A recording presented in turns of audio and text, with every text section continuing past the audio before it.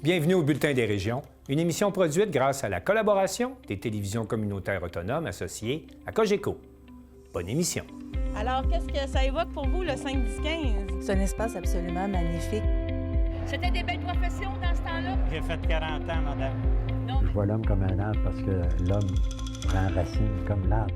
Avez-vous l'impression qu'il y a une relève pour ça? Est-ce qu'il y a des jeunes qui vont pour pas que ça se perde? C'est cette année que ça vaut vraiment la peine de venir au marché public. Ça représente une belle tradition, en fait, qui est un peu un porte-bonheur pour les pêcheurs.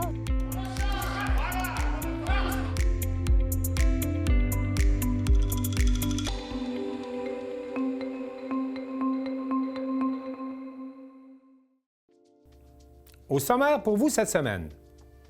À Bonaventure, le bioparc de la Gaspésie reçoit une aide de 3,4 millions de dollars pour rehausser la qualité de l'expérience client. À Pont-Rouge, on souligne l'ouverture officielle d'une maison des aînés. À Berthierville, on s'explique encore mal le vol de la statue de Gilles Villeneuve. À Montmagny, le Carrefour Jeunesse Emploi lance la 8e édition du concours Face au dragon. Partout au Québec, les médias communautaires s'opposent à une modification de la loi sur les bingos médias. À Vaudreuil-Soulanges, l'organisme LGTBQ2+, donne une voix à la communauté tout en luttant contre la désinformation. À Trois-Pistoles, on célèbre un jumelage avec 7 villages de Dordogne en Périgord. À Thetford, on lance le jeu de société Déclic pour les locataires des logements communautaires. Mais pour commencer cette émission, on va écouter un reportage de Mathieu Larivière de TVCO qui nous apprend que dans Charlevoix, pas moins de 100 nouveaux arrivants n'auront plus de cours de francisation suite aux coupures annoncées par le gouvernement.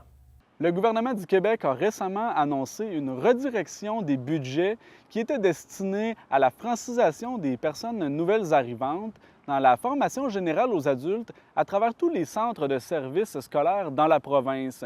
Nous nous sommes intéressés à la situation dans le centre de services scolaires de Charlevoix et aux répercussions potentielles que cela pourrait avoir sur la vie des personnes nouvelles arrivantes dans notre région. Tout d'abord, bienvenue Monique Brassard. Merci d'avoir accepté notre invitation aujourd'hui. Merci. On a entendu beaucoup de choses dans les nouvelles au niveau national récemment en ce qui concerne les coupures en francisation dans les centres de services scolaires. Expliquez-nous tout d'abord, faites-nous une mise en contexte. Qu'est-ce qui advient avec la francisation pour la formation générale aux adultes? Oui, c'est important de le préciser, c'est vraiment la formation générale aux adultes. Les cours de francisation au secteur jeune pour les enfants, ça, c'est pas touché, ça continue, puis c'est vraiment important de le préciser. Donc, en formation générale des adultes, le ministère de l'Éducation, cette année, dans les règles budgétaires, il faut savoir que ça fonctionne par règles budgétaires. Tous les centres de services reçoivent en juin des règles budgétaires. Cette année, il y avait une petite ligne très cachée qui n'a pas été soulignée, qui disait au centre de services, pour 24-25, pour la francisation en FGA, vous allez utiliser le nombre d'inscriptions que vous avez eu en 2021. Ça n'a jamais été fait, là. Ça a passé dans le beurre parce que c'est une règle. Ils font jamais ça en FGA, retourner en arrière pour mettre comme un quota d'inscription. Fait que c'est une coupure qui est cachée. On pourrait dire comme ça. Pour les adultes qui sont des nouveaux arrivants au Québec qui veulent apprendre le français. C'est ça. Mais là, on se rappelle qu'en 2021, on était en pandémie. Alors, le nombre d'inscriptions, je vais prendre dans Charlevoix, par exemple, le nombre d'inscriptions, c'est technique, c'était 2,16. On appelle ça des ETP. Je ne rentrerai pas dans les détails, mais ça, c'est comme un nombre d'heures qui est à donner aux élèves. Oui. Bon. Fait que, évidemment, si je regarde en 24-25, c'est plus que le double d'inscriptions qu'on a par rapport à 2021, dans les faits.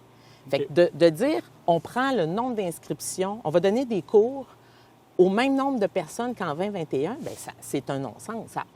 Ça n'a pas de bon sens. Donc là, ce qui se passe, en fait, c'est que l'année scolaire débute en septembre. Oui. Il y a des gens, des nouveaux arrivants qui s'inscrivent au cours de français dans les centres de services scolaires, qui ont un cours de français pour les 2 premiers mois de l'année. C'est ça, ça dépend. Hein? Il y a beaucoup de... Ça dépend du niveau à lequel ils sont rendus. Ça dépend aussi du nombre d'heures. Il y a des inscriptions en septembre, des fois il y en a en novembre, des fois il y en a en mars. Tu sais, en francisation, c'est la formation générale aux adultes. Fait que c'est très modulé. C'est pas comme le secteur des jeunes où il y a une année scolaire qui commence en août, qui finit en juin.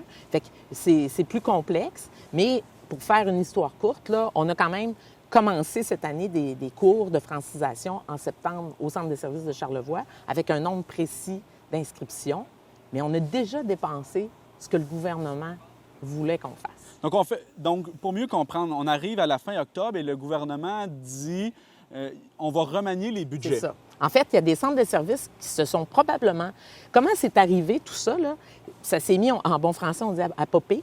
C'est qu'il y a des centres de services qui se sont fait taper ses doigts en disant non, vous avez dépassé votre nombre d'heures que vous pouvez faire la sanction des études, qu'on appelle donc donner des heures de cours. Vous avez dépensé, vous n'avez pas le droit. Puis là, les centres de services se sont rendus compte qu'il y avait cette notice dans le budget, dans les règles budgétaires de juin.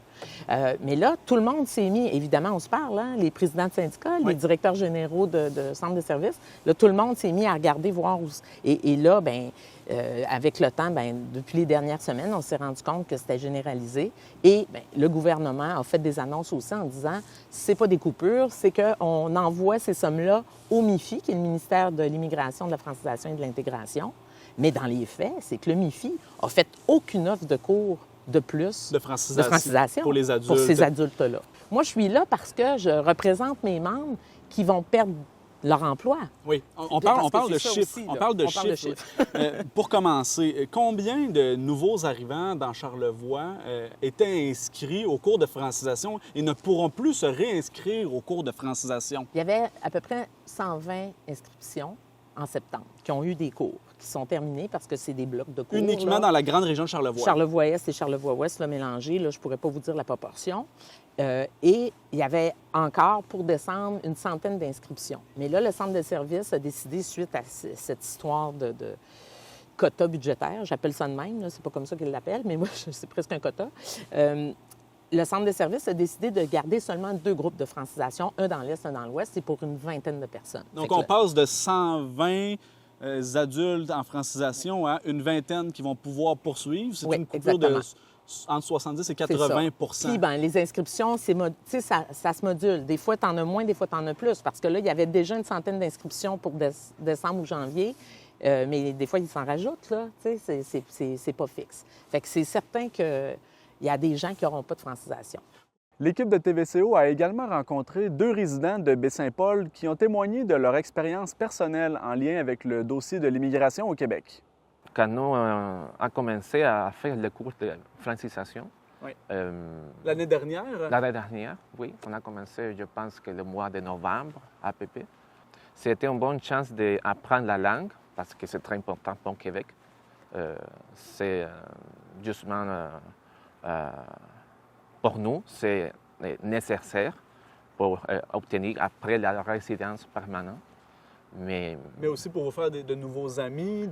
Oui, ça a permis aussi de connaître la culture, les différents pays qui sont ici comme nous, pour partager les cultures, pour partager la langue.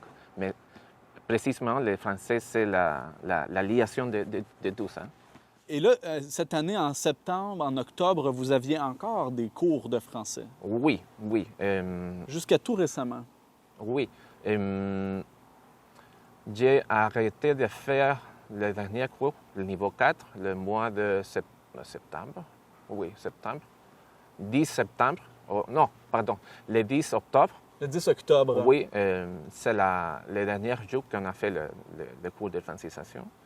Mais j'espère que la francisation continue. Parce que là, en ce moment, depuis la mi-octobre, vous n'avez plus de cours. Non. Vous avez essayé de vous réinscrire. Et qu'est-ce qu'on vous a dit à ce moment-là? Pour l'instant, on attend. Ça, c'est l'instruction que j'ai écoutée. On va attendre la décision finale après tous les problèmes, toutes les conversations. J'ai recommencé mon cours cette année, le mois de mars. En 2024? 2004, je m'inscris à la course de la francisation, que j'ai recommencé mon cours.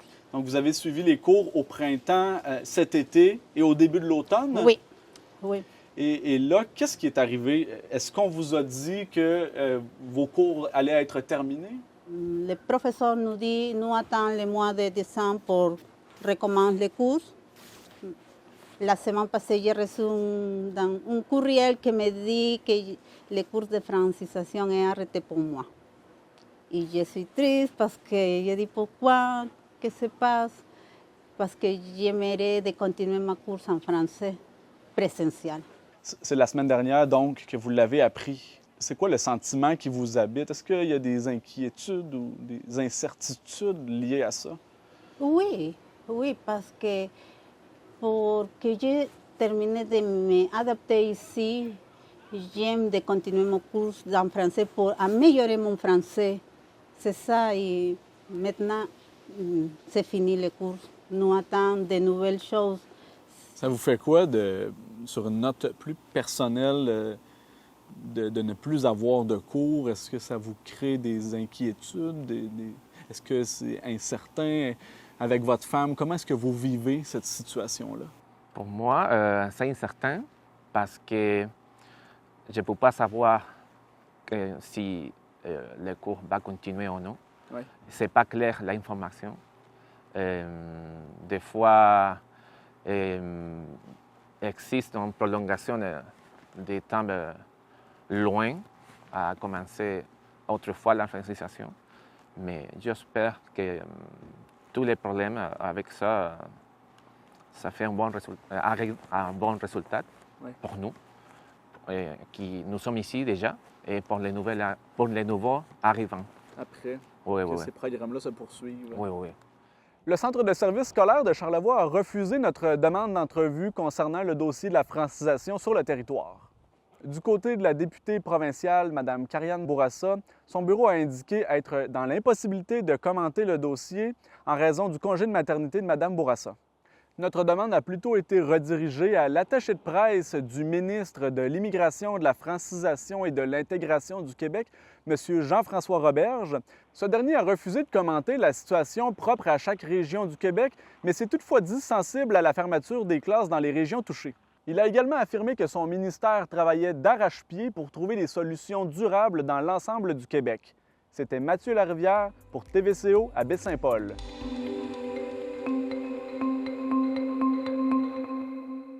Le bioparc de la Gaspésie à Bonaventure vient de recevoir une aide financière de 3,4 millions de dollars pour réaliser la première étape de son plan de développement de l'expérience client. Un reportage de Valérie Pinault de Télévague. Le 14 novembre dernier, Télévague assistait à la conférence de presse au bioparc de la Gaspésie, marquant ainsi le début des travaux de la phase 1 du plan de développement stratégique 2022-2028 du bioparc. Je suis particulièrement heureuse d'annoncer aujourd'hui que le gouvernement du Québec appuie le projet du bioparc de la Gaspésie avec une aide qui dépasse les 3,4 millions de dollars, un soutien qui va permettre de réaliser d'importants travaux, de rehausser la qualité de l'expérience client également, qui va permettre d'augmenter l'achalandage, les recettes et aussi prolonger la durée des séjours dans la région. Je dois dire quand même que ça me fait particulièrement plaisir parce que on sait, en région, je pense qu'on a un attachement assez particulier avec le bioparc. Hein? Les locaux, on vient soutenir notre bioparc. C'est un joyau pour nous. Les écoles viennent le visiter, donc il y a un volet éducatif. Les camps de jour viennent. Moi, quand j'étais monitrice de camps de jour, je suis venue avec mes groupes. J'y ai amené mes enfants, mais les grands-parents viennent avec mes enfants aussi. Ils viennent avec l'école. Donc vraiment, on a un sentiment d'attachement vraiment particulier. Alors, c'est particulièrement une bonne nouvelle pour répéter le mot particulier une fois de plus, là, mais c'est pour dire à quel point je suis heureuse d'être ici aujourd'hui. Ce projet d'envergure représentant des investissements de près de 8 millions de dollars permettra non seulement d'améliorer et de bonifier l'offre éducative et les soins dédiés aux collections vivantes du bioparc, mais aussi d'offrir un milieu de travail stimulant, de créer de nouveaux emplois et de soutenir l'économie régionale. C'est vraiment un grand bonheur ce matin pour l'annonce officielle de la subvention que nous allons recevoir. Pour moi, ce n'est pas une subvention, c'est un investissement. Vous faites vraiment un investissement de choix. Dans le sens suivant, le bioparc, là, c'est à la fois un parc, mais c'est aussi un musée scientifique de recherche et de développement. Et je dis c'est un investissement parce que, pour moi, une subvention, on reçoit ça un coup, puis, tu sais, on va donner une subvention pour un spectacle, pour un festival, puis 3 jours après, c'est fini, là.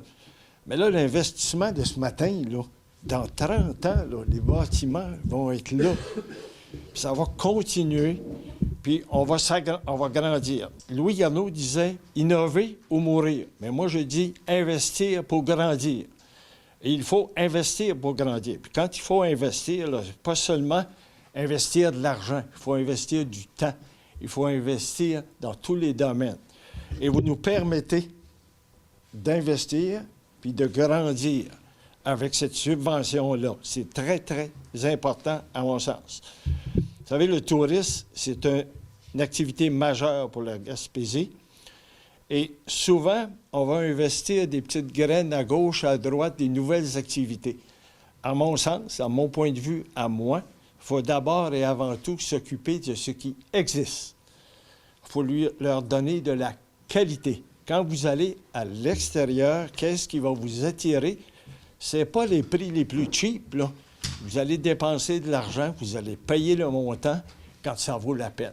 Fait que nos industries touristiques, comme le Bioparc, comme d'autres institutions, ici en Gaspésie, il faut vraiment investir pour fournir de la qualité.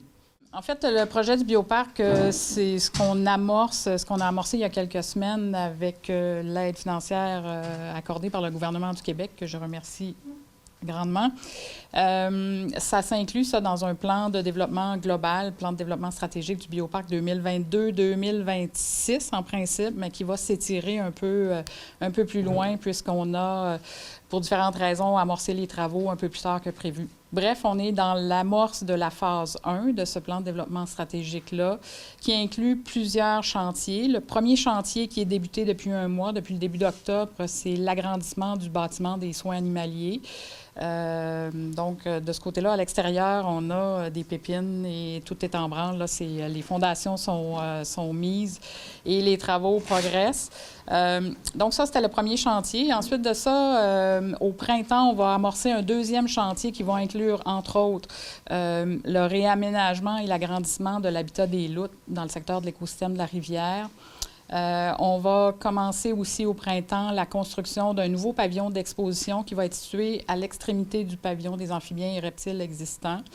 Ce nouveau pavillon d'exposition-là va nous permettre d'accueillir des expositions itinérantes, des expositions temporaires à différents moments de différentes saisons, donc permettre de cette façon-là de renouveler ponctuellement du contenu. Donc ça va s'amorcer au printemps. On va faire une pause estivale pour les opérations régulières d'été. Et à l'automne, on reprend un autre chantier dans le coin de l'écosystème de la toundra, donc l'habitat des caribous, renards arctiques, tout ça va être refait au complet. On ajoute une nouvelle espèce, donc on va reproduire un habitat pour accueillir le loup arctique, donc une nouvelle espèce qui sera là à partir de 2026.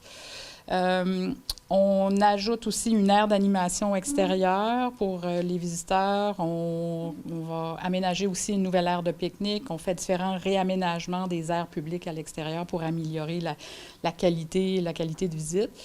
On en profite aussi pour agrandir, réaménager et adapter nos toilettes publiques.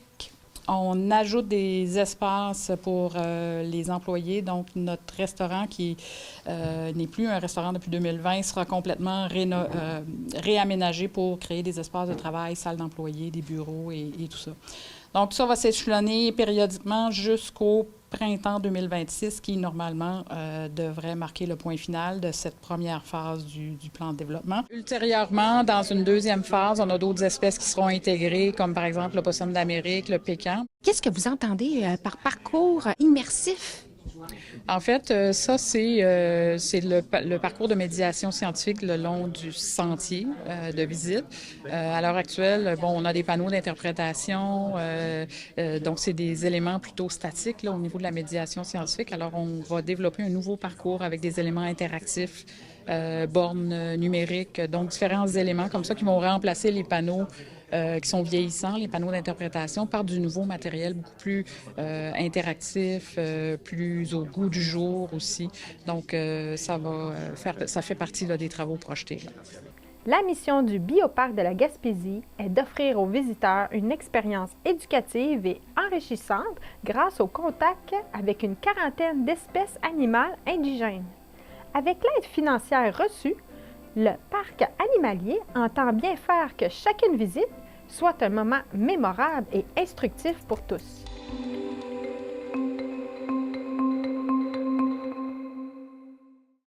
Le grand projet du gouvernement caquiste de construire, partout au Québec, des maisons des aînés nouveau genre a connu son lot de difficultés. Mais à Pont-Rouge, Danique Julien, de CJSR, a participé à l'inauguration officielle d'une maison des aînés. La Maison des aînés de Pont-Rouge est officiellement ouverte. Les âgés ont pu habiter les locaux de ce nouveau centre de soins longue durée pour aînés depuis le début du mois de novembre. La Maison des aînés offre 4 maisonnées qui accueillent chacune jusqu'à 12 résidents. Actuellement, 3 des 4 maisonnées sont habitées. Voici les propos d'Olivier Perrault, gestionnaire responsable milieu de vie de la Maison des aînés de Pont-Rouge, quant à la prise de possession des lieux. Oui, bien, on est à 2 semaines, jour pour jour, de notre déménagement là, qui a pris place le 4 novembre dernier. Donc, il y avait des moments d'adaptation, évidemment. Et oui, c'est apprécié d'avoir des lieux plus communs, mais surtout moins achalandés, là, contrairement à ce qu'on retrouvait là, à l'hôpital régional de Portneuf, où on avait simplement une salle à manger là, pour nos différentes activités. Une maison des aînés est disposée bien différemment des CHSLD, que nous connaissons tous. Dans ces établissements, tout est pensé afin d'offrir aux résidents du confort, en éloignant l'aspect médical le plus efficacement possible. Grandeur commune, pas de routine pour le réveil, les résidents se sentent comme à l'hôtel. M. Perrault nous a présenté certains aspects de l'établissement. Par contre, là, on peut remarquer que les heures de vie sont assez vastes, puis on a une salle à manger habituellement lorsqu'on n'est pas en conférence de presse. Chaque maisonnée est munie de cuisine avec des tables chaudes dissimulées directement dans le comptoir, donc ce qui nous permet d'effectuer une activité repas là, qui représente davantage comme ce qu'on retrouve à la maison qu'en milieu le plus institutionnel. Donc, c'est des repas qui sont servis plat par plat le matin, le midi et le soir. Les aspects médicaux sont les plus dissimulés possibles. Le voici à nouveau. De la maisonnée, puis on a les heures de vie communes qui sont à l'intérieur de celle-ci. Lorsque je vous disais tout à l'heure là, que tout ce qui est clinique ou médical est dissimulé, bien, on le retrouve là, on a un bon exemple ici avec les alcôves. Donc, on pourrait retrouver là, dans une maisonnée qui est habitée tout ce qu'on a besoin comme matériel médical, comme par exemple les serviettes, des lingettes, les protections. Puis aussi, on retrouve là, la photo d'un résident avec son nom. Lorsqu'on parle aussi là, de dissimuler les différentes particularités cliniques, là, bien, on retrouve là, dans un milieu de vie régulier, là, dans un hôpital, par exemple, lequel on était à l'hôpital régional de Portneuf. On avait des chariots, on avait des racks pour le linge souillé ou la literie souillée. Bien là, on le retrouve dans un dépôt souillé qui est au début d'une maisonnée ou à la fin d'une maisonnée. Donc, on a dissimulé là, tous ces aspects-là plus médicaux et techniques là, à l'extérieur des heures de vie. De passage lors de la conférence de presse, la ministre responsable des aînés, Mme Sonia Bélanger, expliquait l'importance d'un tel endroit dans la région de Portneuf. Très, très important. Vous savez, avec les maisons des aînés, les maisons alternatives, on est en train vraiment de changer le modèle d'hébergement au Québec. Les lieux physiques, naturellement, sont extraordinaires. Des chambres individuelles, des salles de toilettes dans chacune des chambres, des cuisines, salons, salles familiales, des endroits pour accueillir les proches aidants. Une cour intérieure magnifique. Alors, c'est vraiment extraordinaire en termes de lieux physiques. Mais ce qu'il y a de plus beau, c'est vraiment toute l'approche qui est faite ici par les préposés, les employés. C'est une approche qui est vraiment basée sur les besoins de la personne. Tout à l'heure, lors de la conférence de presse, vous disiez justement être en train de refaçonner le monde de l'hébergement pour les aînés au Québec. Est-ce que ça va bien dans ce plan-là? Ça va très bien. Actuellement, nous avons 33 maisons des aînés qui sont inaugurées et d'ici la fin de l'année, j'en aurai 38. Alors, on voit là, vraiment que ça avance très bien au niveau des constructions. Et puis, on y va graduellement. Par la suite, lorsque les maisons sont construites, On y va en fonction de la main-d'œuvre disponible. Mais je veux saluer ici tous les efforts qui sont faits dans la région de Portneuf. Située à Pont-Rouge, la Maison des Aînés est bien placée dans le cœur de la région de Portneuf, selon le député Vincent Caron. Le choix de l'implantation ici a été fait en fonction d'un travail minutieux de la part des personnes qui travaillaient au CIUS pour s'assurer de justement positionner cette première maison des aînés. On espère qu'il y en aura d'autres dans Portneuf, mais la positionner idéalement pour pouvoir répondre au mieux à l'ensemble de la population. Et elle est en effet idéalement située. Mario était là la semaine dernière pour accueillir les gens, mais il pourra revenir n'importe quand ici, puisqu'elle est vraiment aux côtés de l'hôtel de ville, au centre du noyau villageois. Vraiment, c'est une façon de voir les choses qui est un peu différente aussi, de permettre à nos aînés de pouvoir sortir, d'aller prendre l'air un petit peu et d'aller se promener dans le centre-ville. Nombreux sont les résidents qui ont assisté à la conférence de presse. L'un d'entre eux, Simon Girard, a discuté avec CJSR, également avec la ministre Bélanger. Est-ce que vous êtes bien? Je suis assez content quand j'ai venu à bout d'avoir mon nom pour de bon. Là. Comme ici? Parce que ça n'a pas rentré dans le chèque. Là. Fait que là, vous êtes content et tout ça? Oui, oui. Puis là, votre chambre, elle est où? Elle est ici? Regardez. C'est ici votre chambre? Est-ce que je peux... Monsieur Gérard. On s'accoutume, nous autres aussi, à ça. Là, le matin, j'ai commencé à manger un petit peu plus tard. Je pensais qu'il fallait que, comme avant, quand je travaillais, me lever à 5h30 puis, du matin, puis bon. Je me lève là, j'ai commencé à me lever juste à 6h30, 7h, puis ça fait pareil. Maintenant, mes tours sont pas faites depuis 5h le matin. Là. Ça, c'est ça, mais moi, j'étais assez content quand j'ai eu ma place, mais j'ai eu ma place à Saint-Ramon avant, là. Quand même ma place à Saint-Ramon, que je savais que j'étais bon pour déménager ici, là. La Maison des Aînés de Pont-Rouge est la 3e de la capitale nationale et la première de Portneuf. Le coût de construction de la Maison des Aînés s'élevait, on se rappelle, à environ 30 millions de dollars. C'était Danick Julien pour CJSR.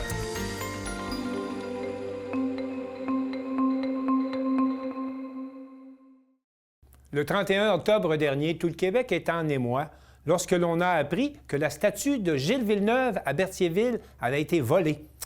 Alors, pour faire le point sur ce dossier puis voir comment les choses évoluent depuis ce temps, je parle avec notre journaliste de CTRB, mais également, puis pas occasionnellement, mais également directeur général du musée Gilles Villeneuve, Alain Bellumeur. Alain, bonjour.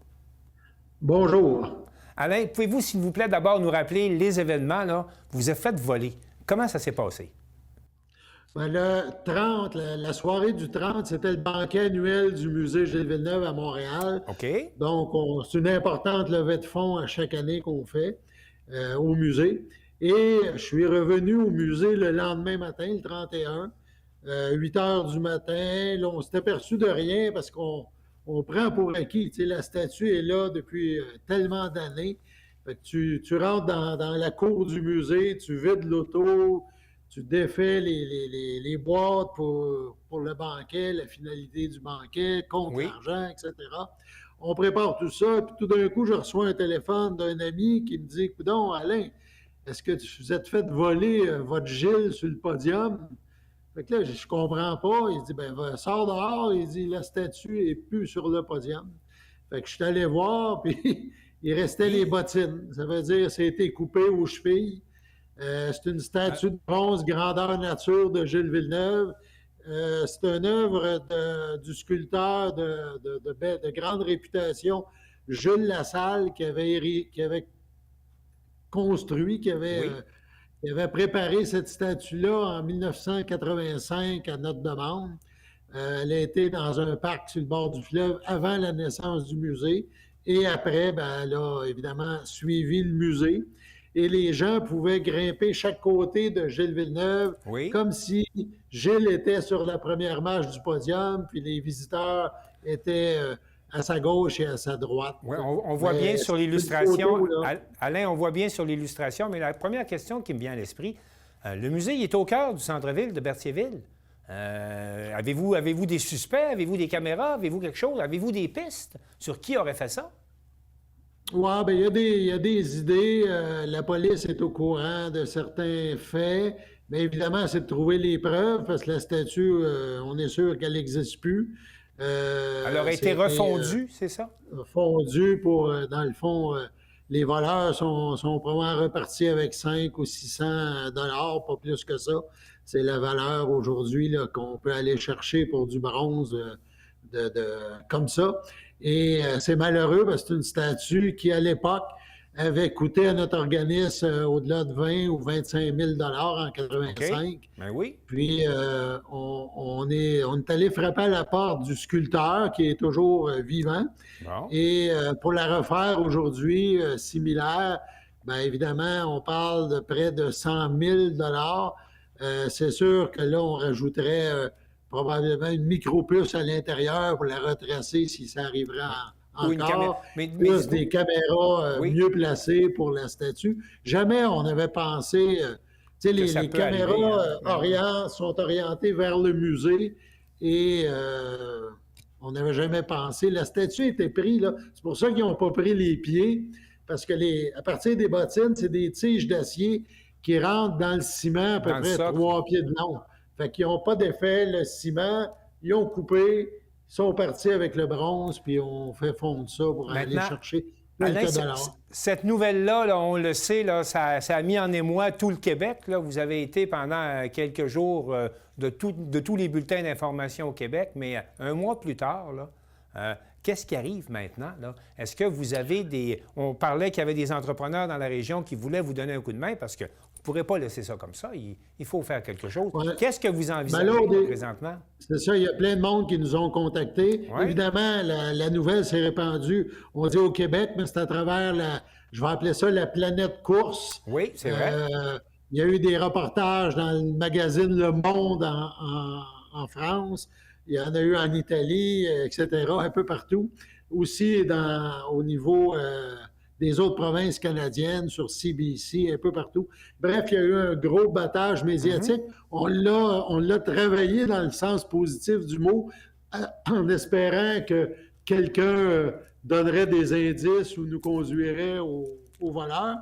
Mais je pense que c'était trop tard, même si on s'est dépêché. Alors justement, quel est le plan là maintenant? Quel est le plan maintenant, Alain? Bien, ce qu'on pense faire, parce qu'au lieu de se dépêcher, puis on pense que ceux qui voulaient nous aider au lendemain du vol vont encore vouloir nous aider un petit peu plus tard dans l'année, parce qu'on avait peur de lancer un projet rapidement.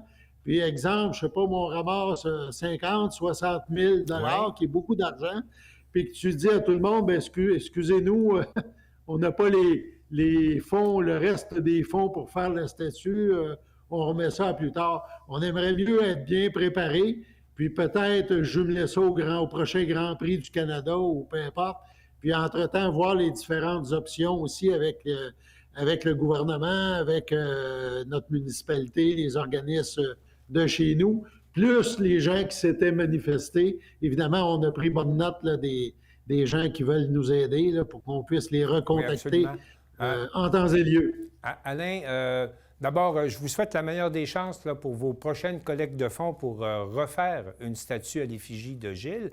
Mais en terminant, j'aimerais savoir quel genre de réflexion ça provoque chez vous.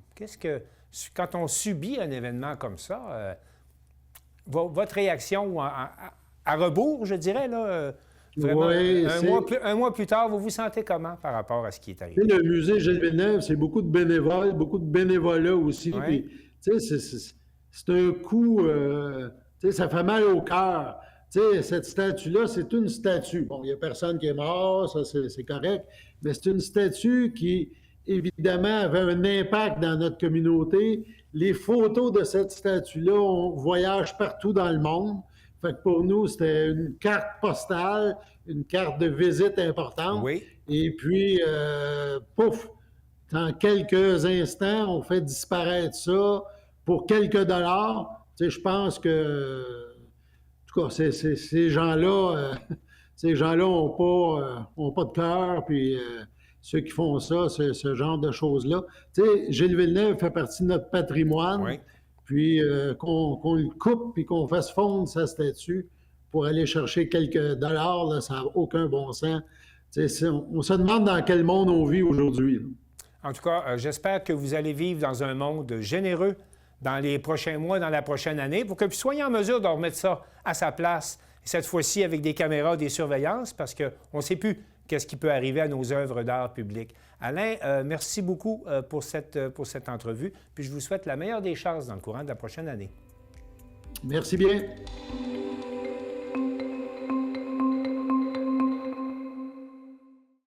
Mario Lacombe de Cessure.tv nous présente une initiative du Carrefour Jeunesse Emploi Montmagny-Lillet qui vise à soutenir l'entrepreneurship. Il s'agit de la 8e édition du concours Face au Dragon. Mardi, au local de l'organisme Carrefour Jeunesse Emploi, les responsables nous dévoilaient les grandes lignes du concours Face au Dragon 8e édition pour la MRC de Montmagny-Lillet.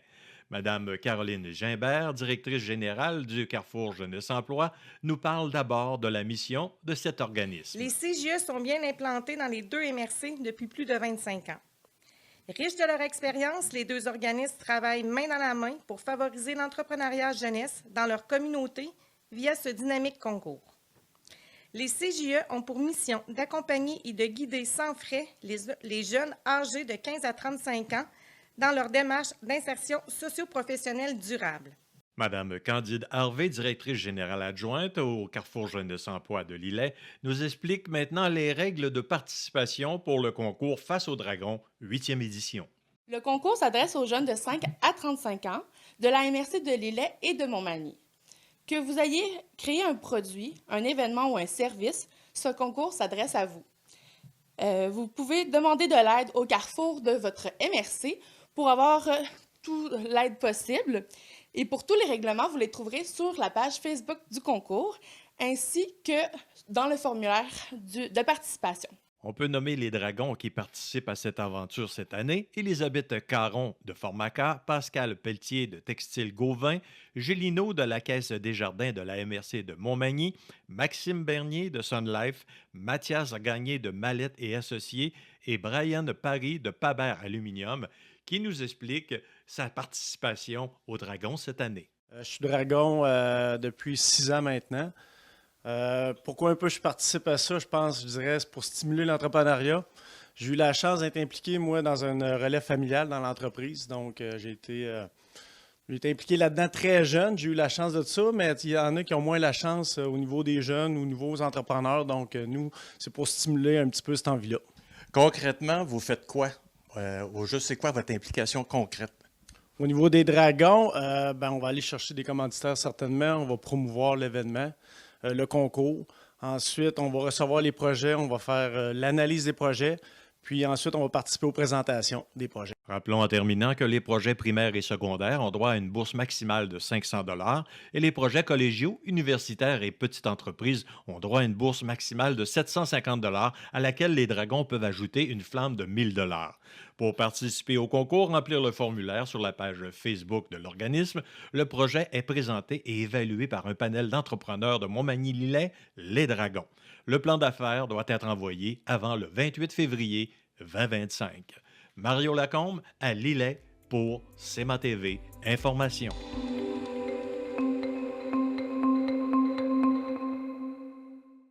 La Fédération des télévisions communautaires autonomes du Québec s'oppose à un projet de modification de la loi sur les bingos médias.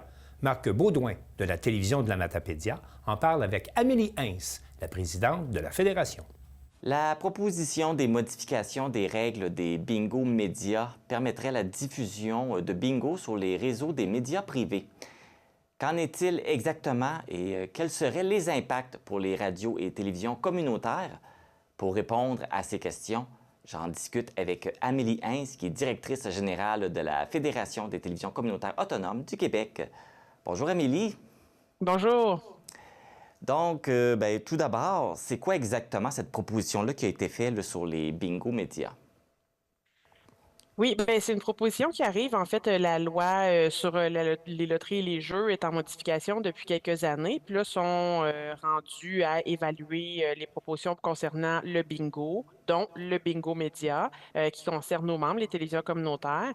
Et ils proposent maintenant d'offrir la possibilité à un organisme communautaire qui posséderait une licence de bingo média de pouvoir diffuser sur les ondes d'un producteur privé, donc d'une radio ou d'une télévision privée, plutôt que de le faire sur des ondes communautaires, comme ça doit l'être fait en ce moment. Donc, c'est ça la modification principale.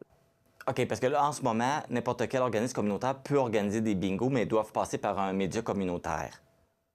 Oui, exactement. Donc, il n'y a que les médias communautaires qui peuvent recevoir, diffuser des bingos médias. Donc, ça, c'est vraiment écrit dans la loi. Puis c'est ça qu'ils veulent changer en ce moment pour permettre à des organismes qui n'auraient pas de médias communautaires sur leur territoire de quand même pouvoir avoir accès à diffuser du bingo média. Donc oui, on offre plus de possibilités aux organismes communautaires, mais ça peut avoir un impact négatif sur les radios et les télévisions communautaires si jamais c'est accepté. Bien, effectivement, il y a toujours un potentiel, là. C'est sûr que la loi dit que ça va être des mesures extraordinaires, ça va être accordé seulement de manière exceptionnelle à des organismes qui n'auraient pas de médias communautaires sur leur territoire. Bon, on sait qu'il n'y a pas beaucoup de territoires où il n'y a pas déjà au moins un média communautaire qui fait un bingo média, s'il n'y en a pas plusieurs qui se partagent un même territoire. Souvent, les territoires de licence peuvent se chevaucher. Donc, il y a une télévision qui peut faire un bingo sur son territoire, puis il y a une partie de son territoire qui est aussi, qui vient chercher, mettons, une radio communautaire parce que les territoires ne sont pas découpés de la même manière, ce qui est tout à fait normal. Donc, c'est sûr que la loi, si elle est changée, ben, elle pourrait permettre à n'importe quel organisme communautaire de faire une demande de bingo média qui serait octroyée ou non par la RACJ. Donc, la RACJ va devoir évaluer, évidemment, si la demande est fondée, mais on ne sait rien. On ne sait pas sur quels critères ils vont se baser. On ne sait pas si, bon, les territoires se chevauchent, comment ils vont fonctionner, est-ce qu'ils vont donner un droit particulier à l'organisme communautaire qui est déjà sur le territoire ou aux médias communautaires qui exploitent déjà un bingo média. À quel genre d'organisme ils vont donner ça? Est-ce qu'on sait si, par exemple, un média privé décidait de fonder son propre OBNL rattaché à sa compagnie pour faire lui-même un bingo média sur ses propres ondes pour financer son média? En ce moment, la loi n'empêcherait pas ça, là. Donc, on considère qu'il y a beaucoup trop de place à la dérive pour que ce soit une loi qui doive être adoptée en ce moment, là. Oui, puis en même temps, les radios et les télévisions communautaires, on ne peut pas se permettre de perdre quelques diffusions de bingo parce que c'est, pour une grosse majorité, c'est le gagne-pain des médias communautaires, là. Oui, absolument. C'est définitivement le mode de financement autonome le plus important pour tous les médias communautaires, que ce soit radio et télévision. Donc, c'est sûr, nous, on avait fait une carte, en fait, qui démontrait bien que le territoire du Québec, il est occupé partout, à peu près, par un bingo média. C'est très, très, très, très rare où il n'y en a pas déjà un. Après ça, il y a même comme je le disais tantôt, il y a beaucoup de zones qui se chevauchent. On considère que le marché il est déjà saturé. Donc, ajouter des possibilités là-dedans, ben, ce que ça va faire, c'est que ça va venir cannibaliser en fait les revenus qui sont faits par des médias en ce moment qui en ont grandement besoin parce que c'est leur seule source de financement. Donc, certainement, on ne trouve pas que c'est une bonne idée là, de modifier cette loi-là. Et en plus, on vit une crise des médias actuellement qui n'aide pas la cause non plus, là. Ça fait comme deux difficultés qui embarqueraient un par-dessus l'autre. Oui, exactement. C'est ça qu'on essaie de faire comprendre aussi au gouvernement. C'est que les médias sont déjà dans une crise depuis plusieurs années. C'est une crise de financement, cette crise-là. Donc, si on vient offrir une possibilité de venir cannibaliser la seule méthode de financement autonome qu'on a, on ne sera pas plus avancé là, si on est pour donner une partie de de nos profits, de notre seule méthode de financement à d'autres organismes communautaires, qui ça va réellement servir là, au bout du compte, là, on ne pense pas que ça va être efficace. Donc, c'est pour ça qu'on s'oppose à cette mesure-là, puis qu'on a fait une campagne de sensibilisation auprès des élus du Québec pour qu'au moins ils sachent, avant de voter pour la loi, pour la modification de la loi, qu'ils reconnaissent c'est quoi les conséquences potentielles que ça pourrait avoir sur leur média local en ce moment. Bon, on va attendre la suite. J'imagine qu'il va y avoir un suivi qui va être fait avec les élus aussi par la suite pour la suite des choses et voir eux autres aussi qu'est-ce qu'ils vont faire pour nous. Oui, absolument. C'est pas encore terminé parce que le projet de loi y est déposé, mais ça ne sera pas étudié ou adopté avant début décembre. Donc, on va continuer nos démarches pour convaincre le gouvernement, les élus qu'il faut reculer sur cette question-là. Parfait. Amélie Hintz, merci beaucoup de nous avoir donné plus de détails sur la situation et sur cette demande qui a été faite au niveau des bingo médias. Bien, ça me fait plaisir. À la prochaine. Merci.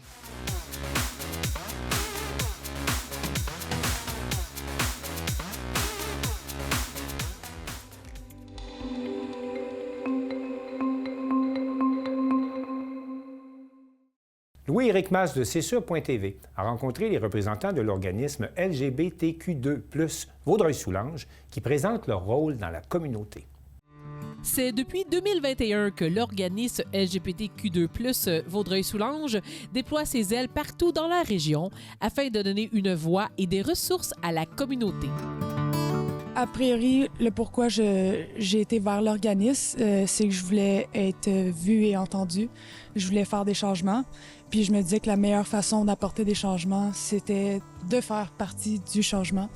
Donc, j'ai fait partie de l'organisme pour arriver à ce qu'à long terme, on puisse apporter plusieurs changements positifs dans la ville. Oui.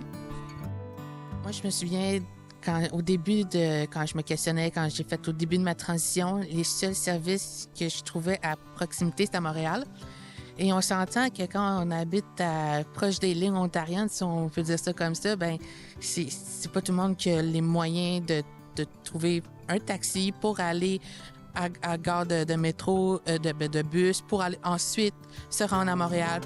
Le bilan qu'on dresse aujourd'hui, bien, on se rend compte, parce que honnêtement, on court pas après la représentation, c'est plutôt le contraire. On voit qu'il y a des besoins puis qu'il y a beaucoup de demandes envers notre groupe à faire de la formation, de la représentation et comment on dit, informer le public en général et aussi informer les gens de ces services-là, parce que au bas mot, c'est à peu près 15 % de la population qui est dans le LGBT+. Fait que donc, il y a un besoin là, quand on parle d'une population autour de 166 000 personnes dans Vaudreuil-Soulanges.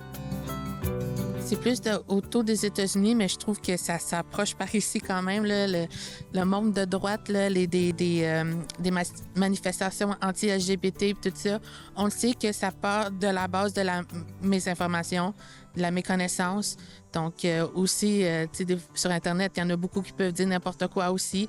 Donc, c'est un peu pour contrer ça, pour expliquer que oui, on existe, puis non, ça veut pas dire ça. Ou, contrer tous les stéréotypes et les préjugés. Je peux comprendre que c'est pas toujours facile à comprendre le pourquoi que les gens dans notre organisme font certaines décisions, prennent certaines décisions. Puis nous, on est là pour ça, pour expliquer le pourquoi du parce que. Puis même qu'il y en a qui ont l'expérience de tout ce changement-là, donc ils peuvent vraiment parler de leur expérience pour mieux expliquer. Puis c'est autant au niveau de la tranche des adolescents, des enfants, que même les adultes qui accompagnent leurs enfants là-dedans. Nous, on peut donner de l'expérience, on peut donner des outils, expliquer mieux le pourquoi que l'enfant se sent d'une certaine façon, etc. Fait que ça, c'est sûr que si j'ai un conseil à vous donner durant cette vidéo-ci, venez nous voir. Ça vaut vraiment la peine.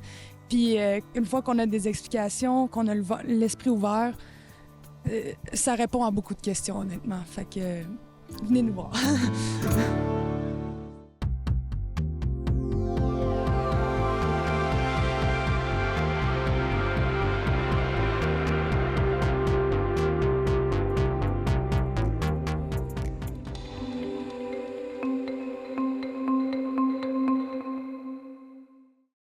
c'est pour favoriser les échanges de part et d'autre de l'océan que le village de Trois-Pistoles se jumelle avec 7 villages de Dordogne en France.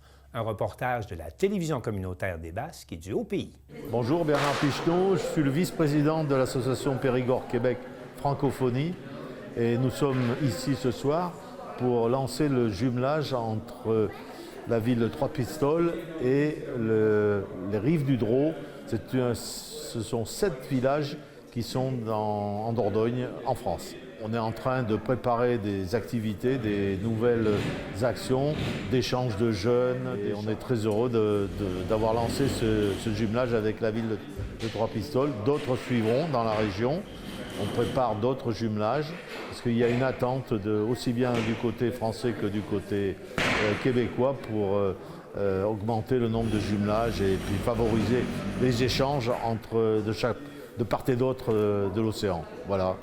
Alors, par exemple, Saint-Thomas, qui est jumelé avec notre village de la Roque-Gajac en Dordogne, en Périgord noir exactement, ça fait 16 ans que chaque année, il y a une classe d'âge, 10-12 ans, d'enfants, qui viennent à Saint-Thomas.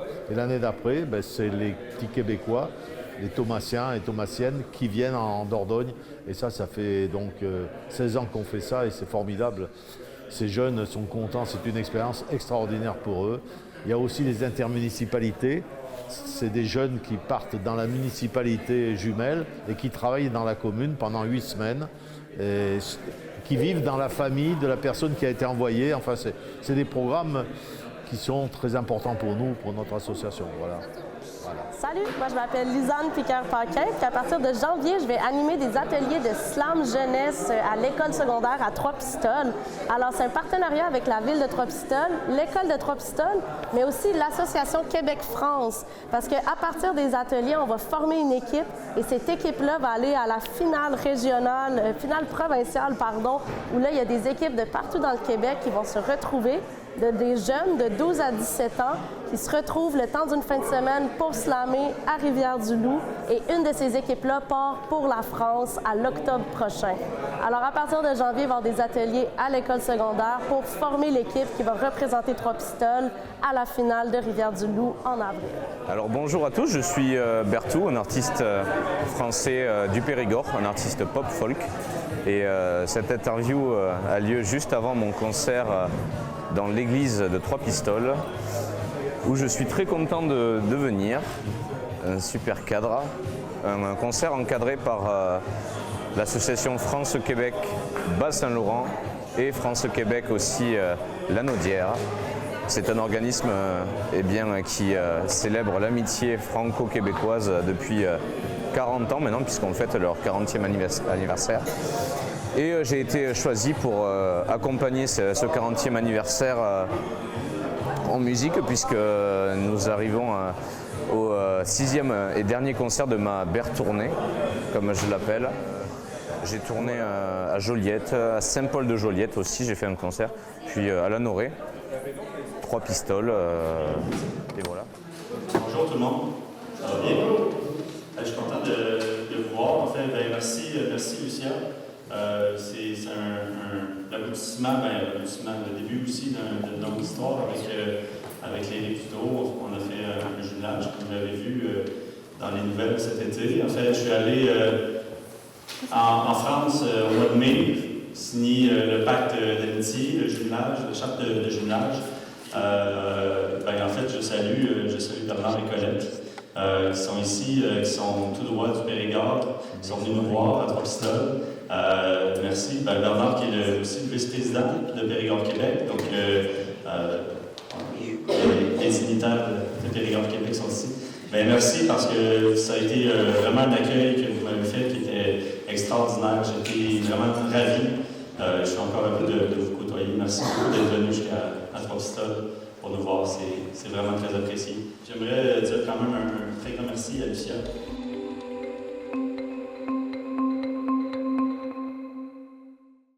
Geneviève Cyr de TVCRA nous présente le jeu de société Déclic, qui a été conçu pour les locataires de logements communautaires. Ça nous fait plaisir d'être avec vous aujourd'hui, Madame Bernier, dans le fond, qui avait accompagné les locataires là, pour la création du jeu. Est-ce que vous pouvez d'abord nous dire un peu comment ça fonctionne le jeu, c'est quoi les règles très brièvement, puis où est-ce qu'on peut se le procurer si jamais le Père Noël voulait faire des cadeaux? Bien, le jeu des clics, il est vraiment dédié à des locataires qui habitent dans des logements sociaux et communautaires. C'est pas un jeu grand public comme le Monopoly. Par contre, vous pouvez vous le procurer en demandant vos intervenants dans vos milieux. Si vous êtes un locataire, organisateur communautaire, on est tous en contact et c'est distribué gratuitement parce que c'est quand même des fonds publics qui ont contribué à développer le jeu. Et donc, pour tous les locataires de logements sociaux et communautaires en Chaudière-Appalaches, pour les salles communautaires, c'est gratuit. Il s'agit juste de communiquer avec moi. Puis pour vous en dire un peu plus sur le jeu en tant que tel, bien, comme vous voyez, on s'est inspiré un peu du serpent et échelle, mais au lieu des serpents et des échelles, bien, c'est des rues avec des raccourcis par des pistes cyclables ou par du transport en commun. Et on peut répondre à différentes questions qui sont en 4 catégories de couleurs. On a les ressources du milieu, les perceptions et les relations, on a les comités et leur fonctionnement, et le dernier, les activités et les projets communautaires. On a des cartes lumière, notre logo clic, où là, c'est un peu comme des cartes chance, où on dit comme votre souper spaghetti est un succès avancé de 4 cases. Donc, c'est un peu les règles du jeu sont assez simples. Serpent et échelle, ça joue facilement. Alors, c'est vraiment un jeu où il y a toutes sortes de questions de mise en situation. Les règlements tiennent sur une page, puis à l'intérieur du cahier, toutes les réponses sont là. Si on vous pose des questions sur les ressources du milieu, par exemple, qu'est-ce que c'est le 2-1-1? Bien, vous allez pouvoir savoir que c'est une ligne téléphonique pour différentes ressources communautaires. Il y a bien des gens qui ne savent pas que cette ressource téléphonique-là existe.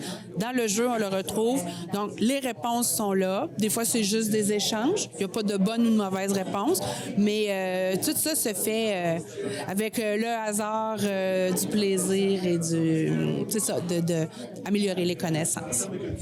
Puis, j'imagine que c'est la première fois que vous conceviez un jeu de société. C'est quoi le plus grand défi que vous avez rencontré? Bien, écoute, c'est au départ, trouver un peu notre fil rouge, notre fil conducteur. On savait qu'on voulait un jeu qui permette d'avoir du plaisir, qui permette aux gens d'échanger. Mais qu'est-ce qu'on fait? Un jeu de cartes, un jeu de table?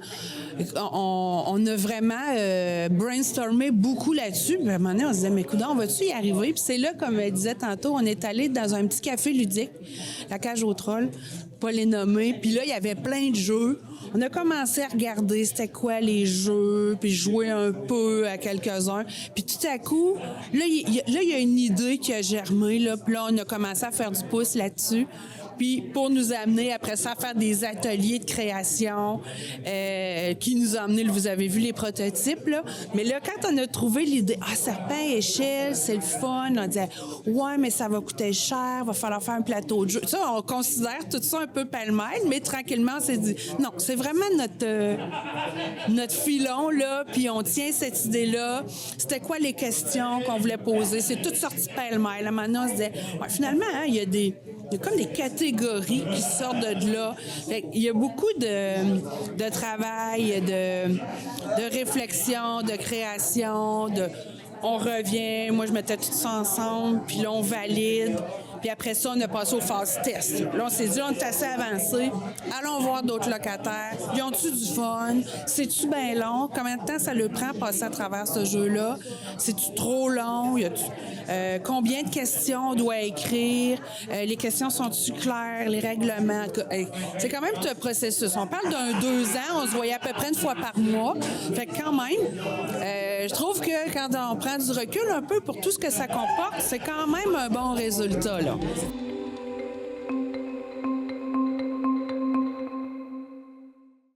Alors, c'est tout pour le Bulletin des régions cette semaine. J'espère que ça vous a plu. Je remercie toutes les stations de télévision participantes et je vous dis à bientôt.